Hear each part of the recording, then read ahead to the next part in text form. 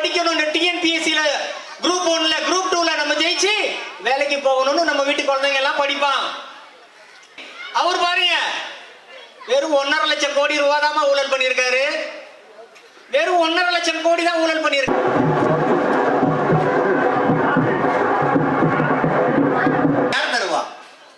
நியாயமா பார்த்தா அவன் என்ன பண்ணிருக்கணும்?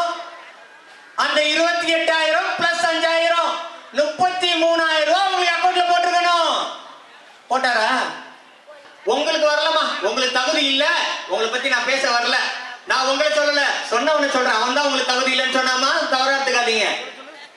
5,000 ரூபாய் போட்ட 2021ஆம் ஆண்டு மே மாதம் இந்த விடியா திமுக அரசு பதவியேற்றது. எப்பத்திலிருந்து கொடுக்க ஆரம்பிச்சா இந்த 1000 ரூபாய்? எப்பத்திலிருந்து கொடுக்க ஆரம்பிச்சா? 2020 சுபாஷ் சந்திர போஸ் அவர் உலகத்தை கொஞ்சம் உணர்ந்து பார்த்தீர்கள் என்றால் நீங்கள் அனைவரும் சொல்வீர்கள் அவர் ஒரு பசும்பொன் முத்துராமலிங்க தேவர். இன்றைக்கு தமிழகத்தில் உள்ள இளைஞர்கள் அனைவரும் அவர் பின்னாடி நிற்பதை பார்த்தால் நாம் அனைவரும் சொல்ல வேண்டும், தமிழகம் நமக்கு தந்துள்ள தென்னகத்தின் நரேந்திர மோடி அவர். தமிழகம் நமக்கு தந்துள்ள தென்னகத்தின் நரேந்திர மோடி அவர். நேற்றைய மாநில தலைவர், இன்றைய தேசிய செயற்குழு உறுப்பினர், நாளைய தேசிய நம்மளுடைய தலைவர் திரு அண்ணாமலைஜி அவர்கள் மரியாதை செய்கிறார்கள். தம்பி அந்த ஓரமா நிற்கிற நம்முடைய கட்சி தொண்டர்கள் கொஞ்சம் தயவு செய்து உட்கார்ந்தீங்கன்னா நல்லா இருக்கும். அண்ணா நீங்க எல்லாம் கொலையாளு அங்க நிக்க கூடாது, முன்னாடி வாங்கின வேரோடும் வேரடி மண்ணோடும் இந்த தேர்தலோடு தமிழ்நாட்டை விட்டு அப்புறப்படுத்த வேண்டும் என்ற உறுதி எடுப்போம். உங்க எல்லாருக்கும் நான் பேசுறது ரொம்ப போர் அடிக்குதுன்னு நினைக்கிறேன். ஏன்னா நீங்க எதிர்பார்த்து கொண்டிருப்பவர் வந்துவிட்டார். அவர் பேசுவதை கேட்பதற்கு தான் நாம் அனைவரும் மிக ஆர்வமாக இங்கு கிட்டத்தட்ட ஒரு 2 மணி நேரமாக காத்துக் கொண்டிருப்போம்.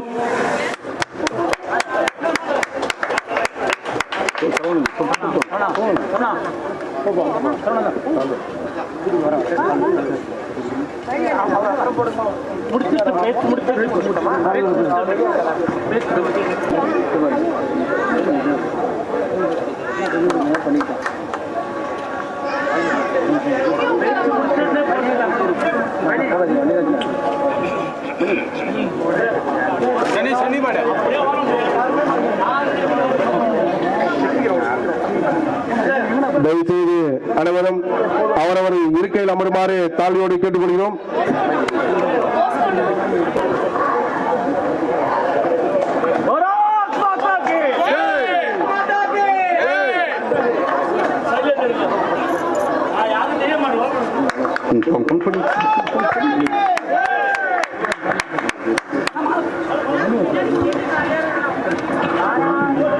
வடமலை மாவட்டத்தின் பொதுச் செயலாளர் அவர்கள் அண்ணன் அவர்களுக்கு மரியாதை செலுத்துவார்.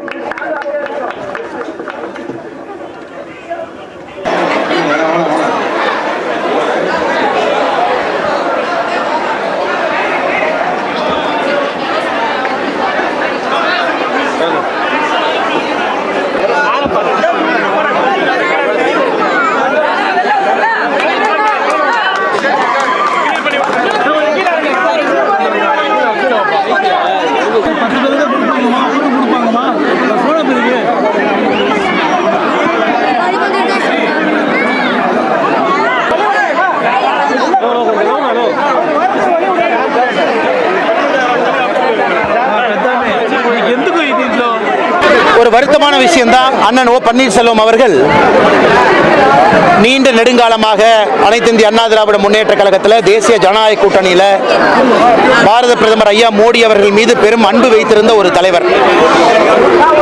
வருத்தம்தான், காலத்தினுடைய சூழ்நிலை அவர் அந்த முடிவு எடுத்திருக்கிறாரு. அந்த முடிவு அவருடைய முடிவு. எல்லா முடிவுக்குமே ஒரு சரி ஒரு தவறுன்னு இருக்கும். அது காலம்தான் பதில் சொல்லணும். அதனால தனிப்பட்ட முறையில் எனக்கு அண்ணன் ஓபிஎஸ் அவர்கள் மீது பெரும் மரியாதை இருக்கு. நான் நிறைய முறை சந்திச்சு பேசியிருக்கிறேன். ரொம்ப இனிமையான ஒரு மனிதர், கடும் சொல்லே பயன்படுத்தாத ஒரு மனிதர். அதனால அவர் திராவிட முன்னேற்ற கழகத்துக்கு போனதுக்காக நான் ஒரு வேறு மாதிரி பேச விரும்பல. காலத்தினுடைய சூழல் அந்த முடிவு எடுக்க வச்சிருக்கு.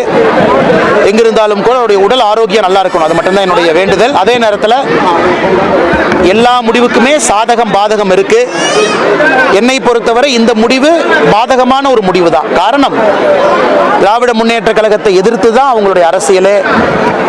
திராவிட முன்னேற்ற கழகம் ஒரு தீய சக்தின்னு சொல்லித்தான் அரசியல். திராவிட முன்னேற்ற கழகத்தை எதிர்த்து ஆரம்பிக்கப்பட்ட, புரட்சித் தலைவரால் ஆரம்பிக்கப்பட்ட கட்சியில் இருந்தவங்க, அது வேறு கட்சியாக இருந்தாலும் கூட இன்னைக்கு தேசிய ஜனநாயக கூட்டணியில் இருக்கக்கூடிய கட்சி என்கின்ற முறையில் இது எனக்கு பெரிய வருத்தத்தை அளித்தாலும் கூட அண்ணன் அவருடைய உடல்நிலையை பார்த்துக்கிட்டோம். எங்கிருந்தாலும் மகிழ்ச்சியா இருக்கு. பாரதிய ஜனதா கட்சியில ஒரு நல்ல இணக்கமா இருந்தாரு. உங்களுடைய தொய்வுனால ஏதாவது அங்க போறதுக்கான வாய்ப்பு இருக்கும். ஏன்னா நிறைய கூட்டணி கூட நீங்க தான் பேசி, அதாவது ஆனா அண்ணனை பொறுத்தவரை நீங்க புரிஞ்சுக்கணும், ஓபிஎஸ் அண்ணன் வந்து எந்த அளவுக்கு மோடி அவர்கள் மீது ஒரு பெரிய மரியாதையை வைத்திருந்தால் 2024 பாராளுமன்ற தேர்தலில் சுயேட்சையாக பலாப்பழ சின்னத்தில் நிற்பதற்கு ராமநாதபுரத்தில் ஒத்துக்கிட்டாங்க. எனக்கு தெரிஞ்சு இந்தியாவில் எந்த ஒரு முன்னாள் முதலமைச்சருமே ஒரு சுயேட்சை சின்னத்தில் நான் கேள்விப்பட்டதில்லை. அந்த அளவுக்கு மோடிஜியின் மீது பெரிய அன்பு. நான் ஏற்கனவே சொன்னது போல காலத்தினுடைய சூழல், சில நேரம் காலம் அப்படித்தான், அது முடிவு அப்படித்தான் சில பேர்த்தை எடுக்க வைக்கும். அதே நேரத்தில் ஓபிஎஸ் அவர்களை பொறுத்தவரை கூட இருந்தவங்களையும் பாருங்க. அண்ணன் பண்டூட்டி ராமச்சந்திரன் அவர்கள் தனியாக ஒரு கட்சி ஆரம்பிச்சிருக்கிறாங்க. அவரோடு இருந்த மூத்த தலைவர்கள் எல்லோருமே படிப்படியாக வேறு வேறு கட்டத்தில் வேறு வேறு கட்சியில் பயணிக்க ஆரம்பித்திருக்கின்றார்கள். அதனால் எனக்கு பெரிய வருத்தம் தான். ஆனாலும் உடல்நிலையை பார்த்துக்கிட்டும் எங்கிருந்தாலும் சந்தோஷமா இருக்கட்டும். இப்போ நடிகர் விஜயுடைய மனைவி வந்து டிசம்பர் மாசமே மனு தாக்கல் பண்ணிருக்காங்க. அது இன்னைக்கு தான் வெளியிடப்பட்டிருக்கு. அண்ணா திரு விஜய் அவர்களை பொறுத்தவரை அவருடைய மனைவி அவர்கள் டிசம்பர் மாதத்தில் விவாகரத்துக்காக செங்கல்பட்டு கோர்ட்டில் அந்த விவாகரத்துக்கான அந்த பெட்டிஷனை அவங்க பதிவு செஞ்சிருந்தாங்க. இன்னைக்கு அது வெளியே வந்திருக்கு. நான் எப்போதும் சொல்வதுதான், இது 3 பேர்த்துக்கான பிரச்சனையாக தான் நான் பார்க்குறேன். நடிகர் விஜய் அவர்கள், அவருடைய மனைவி, கோர்ட், நம்முடைய ஜுடிஷியல் சிஸ்டம், இந்த 3 பேருக்கு மட்டும்தான் சம்பந்தப்பட்டதாக நான் பார்க்கின்றேன். அதுவும் ஒரு தனிப்பட்ட ஒரு மனிதருடைய தனிப்பட்ட வாழ்க்கையாக நான் பார்க்கின்றேன். விஜய் அவர்களுடைய அரசியல் கருத்துக்கு நான் பதில் சொல்ல எப்பவுமே தயாரா இருக்கிறேன். தனிப்பட்ட வாழ்க்கை, மனைவிக்கும் கணவனுக்கும் எங்கிருந்தாலும் கூட ஒரு சந்தோஷம் இருக்கட்டும், எங்கிருந்தாலும் கூட ஒரு அமைதி கிடைக்கட்டும். அதனால் அரசியல் ரீதியாக நான் கருத்து சொல்ல விரும்பல. விஜய் அவர்கள், மனைவி அவர்கள், சம்பந்தப்பட்ட கோர்ட்டு, இந்தியன் ஜுடிஷியல் சிஸ்டம், இவர்களுக்கு உண்டான பிரச்சனையாகத்தான் நான் பார்க்கிறேன். அதனால் இதை நான் அரசியல் படுத்த விரும்பவில்லை. ஒவ்வொரு முறையும் மக்கள் சந்திக்கும் போது அவருக்கு ஒரு பிரச்சனை ஏற்படுத்துகிற மாதிரி பார்க்கலாமா? அண்ணா, எப்பொழுதுமே ஒரு அரசியலுக்கு வந்துட்டோம் அப்படின்னா it is a trial by ஃபயருங்கண்ணா. ஒரு தீப்பந்தத்துக்குள்ள ஒரு மனிதன் போயிட்டு வெளியே வர்ற மாதிரி தான். அதுவரை தோண்டப்படாத உங்களுடைய பர்சனல் லைஃப் எல்லாம் நீங்க அரசியலுக்கு வந்தீங்கன்னா தோண்டுவாங்க. அது எல்லா தலைவர்களுக்குமே இருந்தது தான். அது விஜய் அவர்களுக்கு இருக்கு. அவர் அரசியல் வரும் பொழுதே இதையெல்லாம் உணர்ந்து தான் வந்திருப்பாருன்னு நான் நினைக்கிறேன். இதை அவர் கடந்து தான் போகணும், தாண்டி தான் போகணும். இதை தாண்டி தான் அவருடைய அரசியல் இருக்கு. இதையெல்லாம் பார்த்து தான் மக்கள் அவரை ஏற்றுக்குவாங்களா ஏற்றுக்க மாட்டாங்களான்னு இந்த எலெக்ஷன் முடிவு செய்யும். அதனால விஜய் அவர்களை பொறுத்தவரை ட்ரையல் பை ஃபயர். ஒரு சினிமா நடிகராக நிம்மதியாக நான் வீட்டில் இருந்திருக்கலாம், நிம்மதியாக நான் ஸ்டார் வேல்யூவோடு இருந்திருக்கலாம். நான் கையை தூக்கி காட்டினா 1 லட்சம் பேர் எனக்கு வந்து ஆரவாரம் செய்யலாம். சிரஞ்சீவி அவர்களுக்கு ஏற்பட்டது தான். எத்தனையோ பெரிய நடிகர்கள் அரசியல் களத்திற்கு வந்த பிறகு ட்ரையல் பை ஃபயர், ப்ரெஷரில் தான் அவங்க வெளியே வரணும். இது புரட்சி தலைவர் எம்ஜிஆர் அவர்களுக்கும் ஆரம்ப காலத்தில் இருந்துச்சு. அதனால் இது பாசிட்டிவ் நெகட்டிவ் நான் சொல்ல விரும்பல. விஜய் அவர்கள் இதை கடந்து போகணும், இதற்கான விலையை கொடுக்கணும், இதற்கான நியாய தர்மத்தை தாண்டித்தான் ஒரு பயணம் செய்யணும். அதனால் இது ஒரு தனிப்பட்ட ஒரு வாழ்க்கையில் இருக்கக்கூடிய ஒரு பிரச்சனையாக நான் பார்க்கிறேன். இதில் நான் இந்த நேரத்தில் ஒரு தனிப்பட்ட மனிதனை பற்றி ஒரு விமர்சனத்தை வைத்து அதை அநாகரிகமாகவோ அரசியல் படுத்தவோ நான் விரும்பல. என்னுடைய அரசியல் அப்படிப்பட்ட அரசியல் கிடையாது.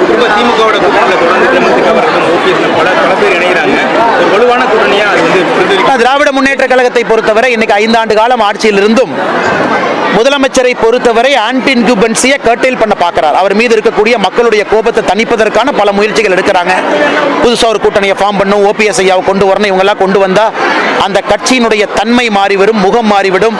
அதனால் மக்களுக்கு ஆட்சியின் மீது கோபம் வராதுன்னு நினைக்கிறாங்க. அதையெல்லாம் நான் நம்பலீங்கன்னா, மக்கள் ஒரு மனதாக இந்த ஆட்சியை தூக்கி எறிய வேண்டும். இந்த ஆட்சி வேண்டாம் என்று முடிவு செய்த பிறகு அவங்க என்னதான் மாயாஜால வித்தை செய்தாலும் கூட திராவிட முன்னேற்ற கழகம் ஆட்சியில் இருந்து அகற்றப்படுவது உறுதி.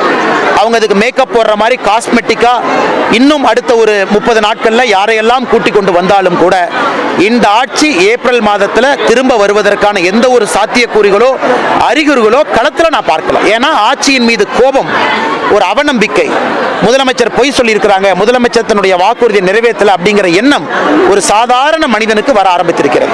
நாளைய தினம் பிரதமர் நரேந்திர மோடி தமிழ்நாடு பிரதமர் அவர்களை பொறுத்தவரை நாளை இரவு நம்முடைய ராஜ்பவன்ல லோக் பவன்ல தங்குறாங்க. அதன் பிறகு புதுச்சேரி போறாங்க. நாளை மறுநாள் மார்ச் 1ஆம் தேதி காலையில மத்தியானம் திருப்பரங்குன்றம் கோயிலுக்கு போறாங்க. சாயந்தரம் மதுரையில் அரசு நிகழ்வுல பங்கேற்கிறாங்க. அதன் பிறகு கட்சி நிகழ்ச்சியில NDA கூட்டணி நிகழ்ச்சியில பங்கேற்கிறாங்க. அதனால் ஒரு பேக்டு ஸ்கெட்யூல் தான். உங்களுக்கு தெரியும், இப்பதான் பிரதமர் அவர்கள் இஸ்ரேலிருந்து வந்திருக்கிறாங்க. ஒரு சக்சஸ்ஃபுல் டிப்ளமேட்டிக் ட்ரிப். அதனால் இது நல்ல ஒரு உத்வேகத்தை காரியக்கர்த்தருக்கு கொடுக்கும், ஒரு நல்ல ஒரு ஒற்றுமையை கொடுக்கும், நல்ல ஒரு ஒருங்கிணைப்பை கொடுக்கும். எங்களுடைய எல்லா தலைவர்களுமே ஆயத்த பணியில் இருக்கோம். நாங்கள் மக்கள் முன்னால் எங்களால் முடிந்ததை வைக்கிறோம்.